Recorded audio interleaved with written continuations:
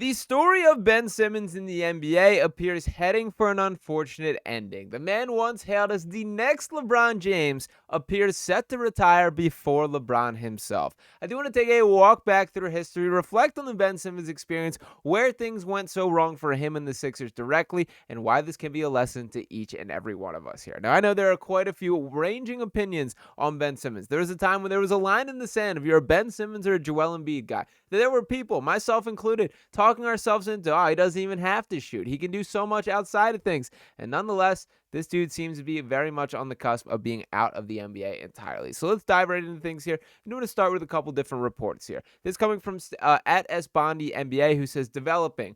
Ben Simmons is considering retiring from the NBA. And to add a little bit more context to that, we got from Sam Amica Hoop saying, quote, if he does retire, he can spin it as if it's being done by choice. But I think teams are probably going to make that decision for him. Now, the Ben Simmons experience is honestly sad to me at this point, as this is an all-time waste of potential, waste of natural gifts, a guy that should have had a far more successful career than ended up being the case. Now, I'm also not going to be on the side of history that forgets the brief stretch of time in which he was an unbelievable basketball player. That this is one of the more naturally gifted human beings in the sport of basketball that we've ever seen. When you just think about the instincts that he has, his real deal 6'10" frame, the way he could get up and down the floor at that size, get a rebound, go coast to coast, and be an unbelievable defender at the level he is. But the peak was just far too short-lived. And what I think we saw more so than anything of this is in a sport like basketball, in a league like the NBA, where competition is everything, where will to work, will to win defines you. If you don't have that, you will work yourself out of league. And that's exactly what we're seeing with Ben Simmons. Now, I kind of want to separate this into two conversations here. For starters, I do think Ben Simmons is the number one reason why the Sixers have not reached their championship aspirations, why this potential dynasty that was blossoming did not occur. I think it boils down to one of two things. You can make the case of it was Markelle Fultz being Markelle Fultz, the shoulder issues popping up and him forgetting how to shoot and all those kind of conversations, or it's Ben Simmons just never taking the steps that were so clearly in front of him. A guy that if you just shoot three-pointers, if you just have a little bit of confidence, that you learn how to connect free throws at more than a 43% rate, which is what he shot in that Atlanta Hawks series there, you can be one of the greatest basketball players of all time. But you can't teach heart, you can't teach desire, and these weren't lessons that Ben Simmons was willing to learn anyway. Now, when I talk about splitting this into two conversations, there's two parts to me here. There is a part of me that still feels like a burning hatred for this guy, that I will not forget the disrespect of him kicking dirt in the organization's face as he left there. I do not forget that.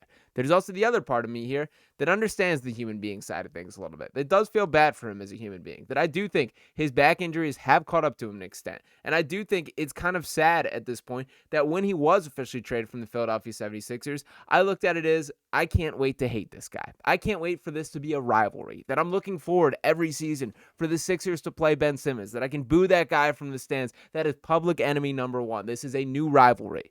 But it's not that. It's barely a competent NBA player. It's a guy who, even when he's been on the floor these past couple seasons, is a fringe rotation guy. This is not, James Harden going elsewhere and having a good career. This is not a player leaving another organization, turning a new leaf and creating another path. He just kind of is hanging on. And that is sad because that should not be how the Ben Simmons story comes out. To reflect on his stats as a whole, let's not forget that there was a peak where he looked like he was on track to being a future Hall of Famer, to being a potential face of the league. That during his time with the Philadelphia 76ers, won Rookie of the Year in his first season after missing the entirety of his rookie season with his broken foot there. Then, of course, wins Rookie of the Year, averaging 15.8 points per game, 8.2 assists, 8.1 rebounds, was an all-star the following year, continues to grow, and then that's where things go downhill. Now, of course, it was the holdout / back issue, and I do think the back issue is legitimate, that I do think when you look at the way that he moves now, was not the Ben Simmons the way that he moves. I also think it is fair to correlate that with this guy didn't put in the work, man. Like, the bottom line is when you're an athlete at this level, the way you treat your body is so important. And I know for sure that there were nights where Ben Simmons was out late the night before, drinking and doing whatever. That I know there were nights where, even as recently as this season when he's returned to Philadelphia, that he's out in the mix in certain places where he shouldn't be up until 3 a.m. and that kind of thing. That is what Ben Simmons is. And he's always been like more about the Hollywood side of things than the actual on-court production. We've known that from the jump. That was the book on him at LSU. It came to be the truth here. Now, The other part of this story is the agency side of things. And I do think that the more that we kind of grow in this space, and particularly when you begin to hear reports like the Kawhi Leonard story and things like that, the behind the scenes of the NBA, when you look behind the curtain, there's a lot going on back there. And for Ben Simmons directly, certainly tied into that thing. So we got some more news in regards to his future outlook, that we got that Ben Simmons' agent, Bernie Lee, has cut ties with Simmons and will no longer represent him. Now, the reason that I find this interesting is this is now two very high-profile agents that said, nope, I want out of the Ben Simmons business completely. And the other one being the biggest high-profile agent in the NBA, that being Rich Paul here. And we got this from a couple years ago, that according to ESPN's Ramona Shelburne, Simmons will part ways with Clutch Sports with Rich Paul, who has been his agent since he arrived in the NBA in 2016. But as one source told Shelburne, Simmons, quote, just needed a fresh start. He's expected to hire Bernie Lee as his new agent, according to The Athletic's John Krenchowski. Lee notably represents Jimmy Butler, a former teammate of Ben Simmons. And by the way, those two didn't get along whatsoever, so that's a little bit funny to me. And it continues to say, Clutch represented Simmons through last season's trade request and all of its fallout, including a settlement over the salary that the team withheld while he sat out. In the end, Simmons did get his wish. He was dealt by the Philadelphia 76ers to the Nets, and given the fresh start he was seemingly seeking on the court. The Ben Simmons saga at that point, what really rubbed me the wrong way about him and Rich Paul during this context was the game of chess that was being played with other players. And by other players, I mean Tyrese Maxey here. The Maxey is a Rich Paul guy, is a Clutch Sports guy, and it is unfair, by the way. I always think it should be remembered that the agent works for the player, not the other way around. That the player is the guy that calls the shots, the agent is the guy that gets you there.